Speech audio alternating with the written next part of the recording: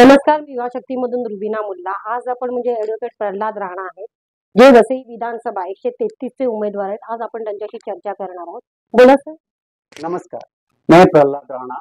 मेरा qualification MBA LLM है। मैं वसई विधानसभा का 133 नंबर से उम्मीदवार हूँ विधानसभा एमएलए के लिए। इसमें बहुत सारे मुद्दा है जो कि वसई की डेवलपमेंट के लिए बहुत ही जरूरी है।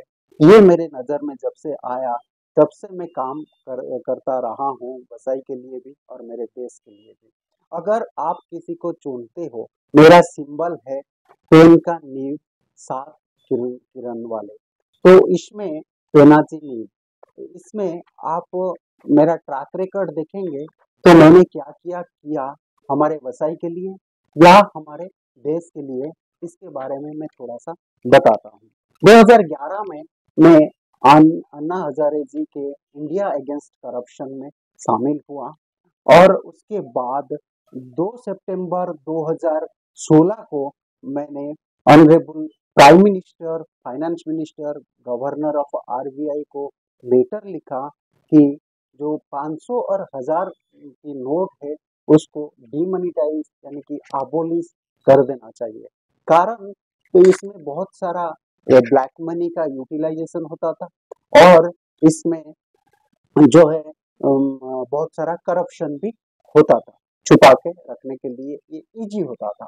इसके बाद आप देखे होंगे 8/11/2016 को ये डिमोनेटाइजेशन हो गया। मैं ये नहीं बोल रहा हूँ कि मेरे लेटर की वजह से होगा, मैं ये बोलना चाहता हूँ कि देश के लिए मैं भी सोचता हूँ जैसे सरकार सोचती है।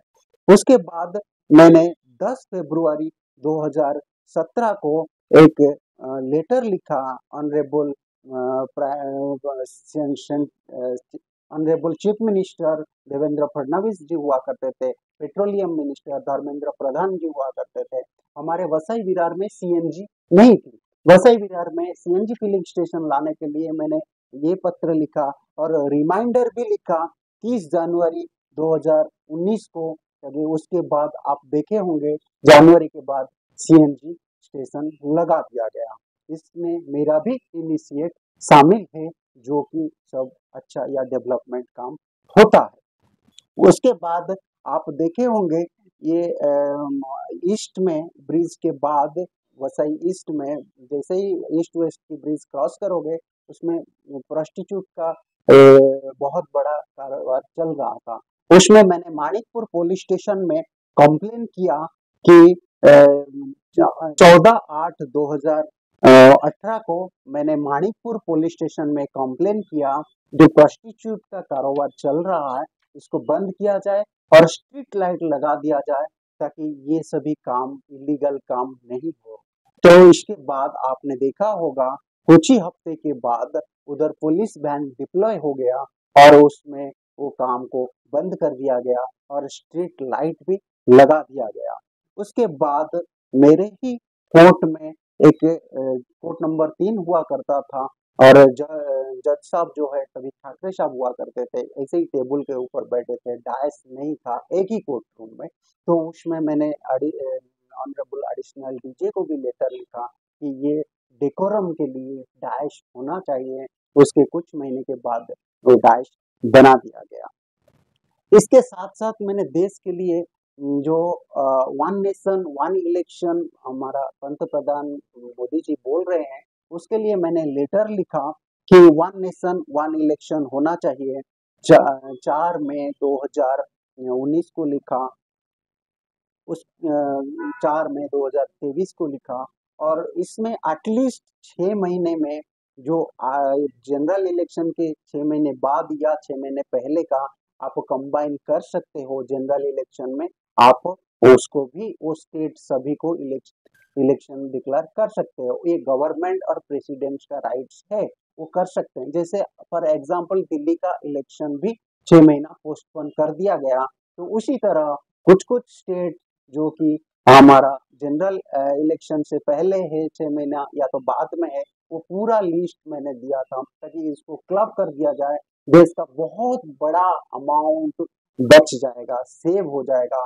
ये पैसा अगर सेव होता है, आप उस उधर भी पेमेंट कर सकते हो। जो देश का लोन है 163 लाख करोड़ की, उसमें अगर ये पैसा दे दिया जाए तो देश का लोन कम हो जाएगा। लेकिन मेरे बात का कोई कंसिडरेशन नहीं किया गया। उसके बाद मैंने ऑनरेबल आपने देखा होगा 2000 नोट जब बंद हुई तो 1000 नोट आने के लिए डिस्कशन चल रहा था।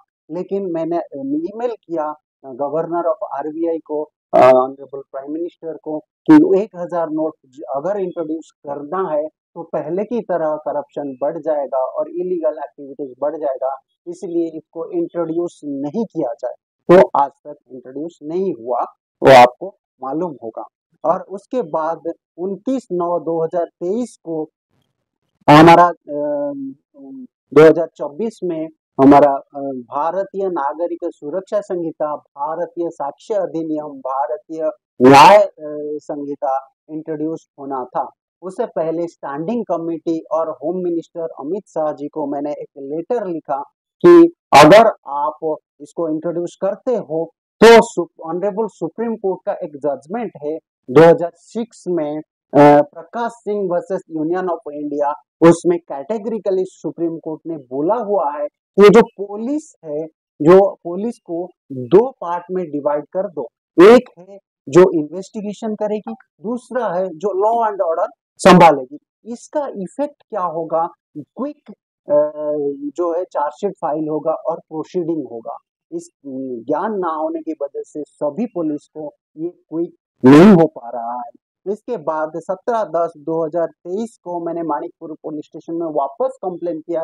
ये प्रोस्टिट्यूट का जो कारोबार है, आपने बस डिपो या बसाई स्टेशन इसमें देख रहे होंगे, वेस्ट में बहुत तादाद में बढ़ गया।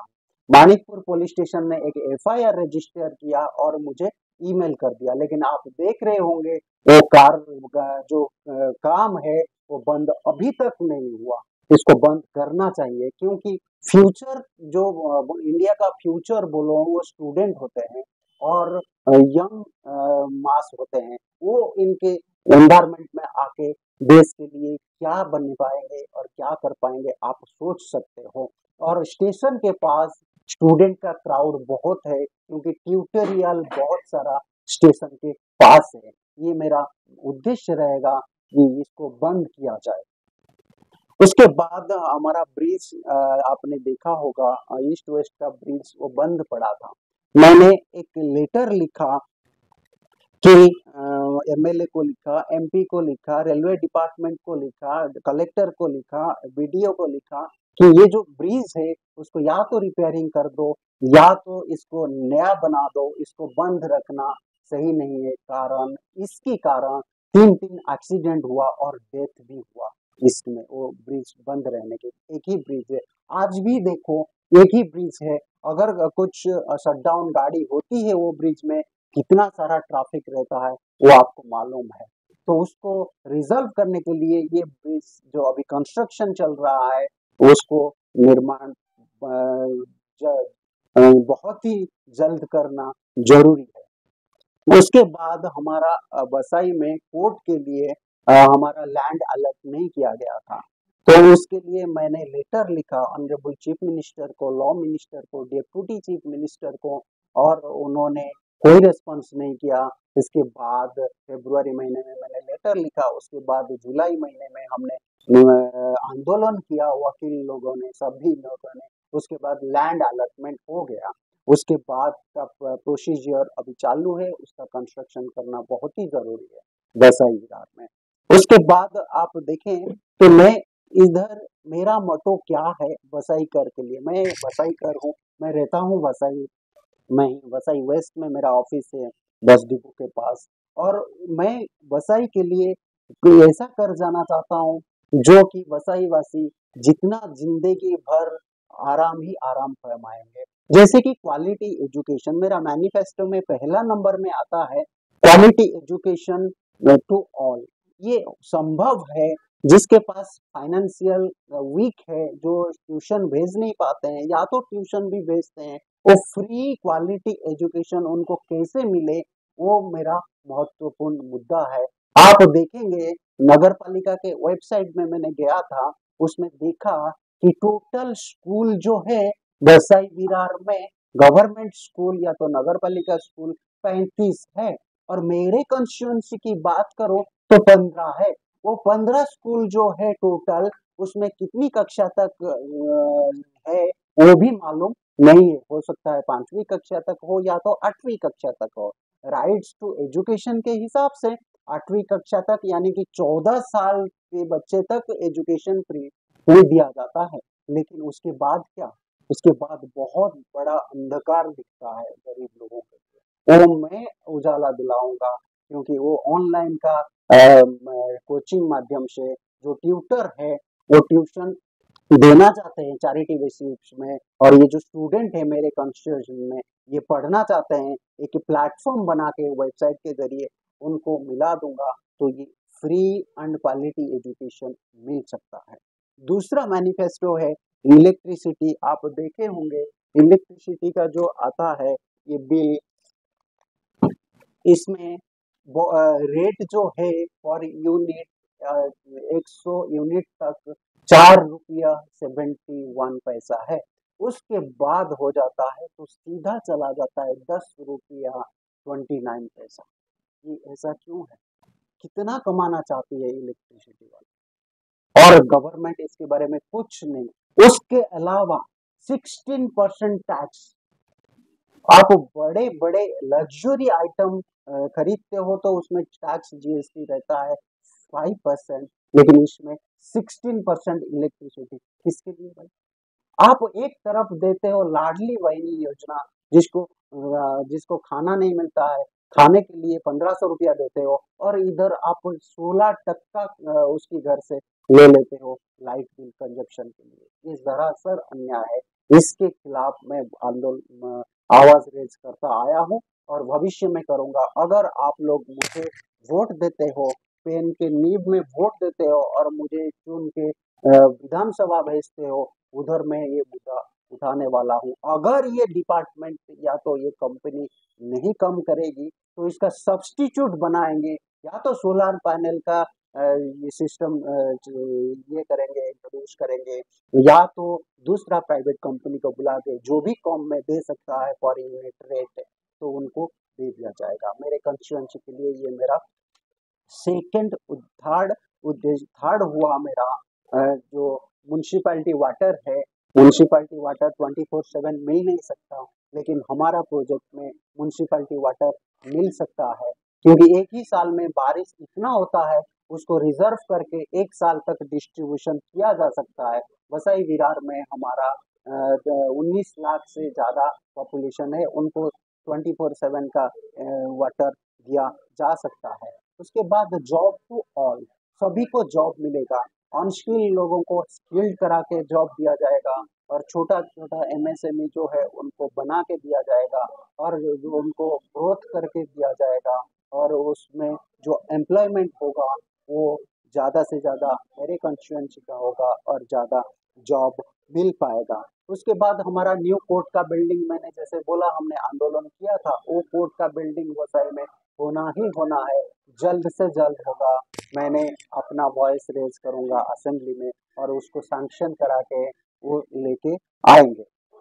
उसके बाद हम देखेंगे constituency free, corruption free constituency बनाने की मेरा बहुत ही इच्छा है कि करप्शन की वजह से ये सभी नहीं हो पा रहा है, कभी पब्लिक को सुविधा नहीं मिल पा रही है, इसीलिए वो करप्शन फ्री कॉन्स्टिट्यूएंसी होना बहुत ही जरूरी है। एडवोकेट प्रोटेक्शन बिल मेरा मुद्दा रहा है और रहेगा। Work from home for women, women का एम्पावरमेंट के लिए वर्क फ्रॉम होम होना बहुत ही जरूरी है। कुछ काम जो उनको सीखे हैं उनको दे दो, वो करके दे देंगे, उनका इनकम होगा। और लाडली बहन योजना के तहत 1500 मिलता है, उनकी जरूरत नहीं पड़ेगी, ताकि देश तरक्की के आगे राह में आगे बढ़ेगा। उसके बाद बेस्ट इंफ्रास्ट्रक्चर देने की कोशिश करूंगा। वसई वेस्ट से रेंज ऑफिस तक एक फ्लाईओवर का टारगेट है, उसको बना देने से ट्रैफिक जो होता है शाम को और सुबह को उसका रिजल्ट हो सकता है। Provide loan to farmer, farmer empowerment की बहुत ही जरूरत है, क्योंकि अभी जो प्राइस हाइक होता है, महंगाई बढ़ती है, वो इसके लिए होता है हम कल्टीवेट नहीं करते हैं और प्रोडक्शन नहीं करते हैं, ताकि वेजिटेबल और फ्रूट का दर बढ़ता जा रहा है। इधर अगर प्रोडक्शन करेंगे तो उसका दर बहुत ही कम होगा। इसके साथ साथ लोकल ट्रेन जो जाती है वसई से, आप अगर देखेंगे सुबह 4 बजे से 10 बजे तक 8 ही ट्रेन जाता है। वही टाइम के अंदर विरार से 72 ट्रेन जाती है। वसई से क्यों नहीं जाती है? वो क्यों नहीं करना चाहते हैं वसई के वैसे ज्यादा ट्रेन फैसिलिटी? वसई वाले इंसान नहीं, धक्का खा खा के विरार वाले सभी ट्रेन में ही जाएंगे, वसई से कोई नहीं। अगर मैं चुन के आता हूँ तो 25 से 30 लोकल ट्रेन इधर से चलेगा, विरार से भले ही उतना चले, हमको कोई एतराज नहीं, लेकिन वसई से चलना तय है। ये सभी जो मुद्दे हैं वो लोक जनमानस में है और वो सभी को फुलफिल करना बहुत ही जरूरी है। आज तक कोई पॉलिटिशियन ये पब्लिक के बारे में सोचा नहीं, इसलिए मैं वो करके दिखाऊंगा।